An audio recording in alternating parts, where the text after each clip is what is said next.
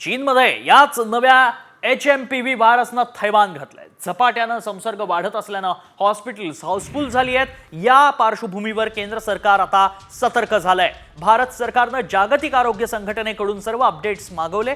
केंद्रीय आरोग्य मंत्रालयाची त्याच संदर्भात महत्त्वाची बैठक पार पडली आहे। भारतात अशा प्रकारच्या कोणत्याही आजाराशी सामना करण्यासाठी सरकार सज्ज आहे, यंत्रणा सज्ज आहे, बेड, ऑक्सिजन सिलेंडर यासारख्या सुविधा पुरेशा प्रमाणात असल्याची माहिती केंद्रीय आरोग्य महासंचालकांनी दिली आहे।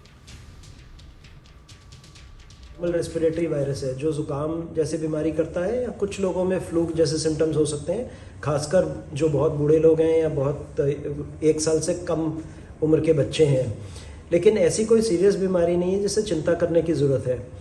इन दिनों सर्दी के दिनों में रेस्पिरेटरी वायरस इन्फेक्शंस होते हैं और हमारे हॉस्पिटल्स और इंस्टिट्यूशंस इनको हैंडल करने के लिए तैयार हैं। ग्राफिक्सच्या माध्यमातून जाणून घेऊयात काय काळजी घ्यायची आणि कसं या आजाराला रोखायचं। सर्दी, खोकला, जुलाब ही लक्षणं आहेत या HMPV व्हायरसची।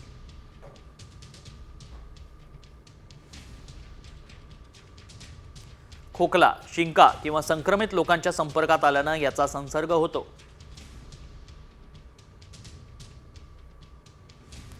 संसर्गाचा कालावधी 3 ते 5 दिवसांचा आहे।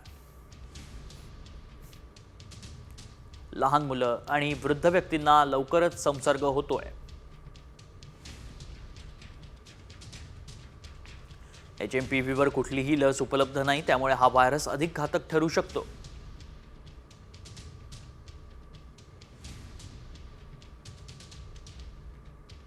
मास्क घाला।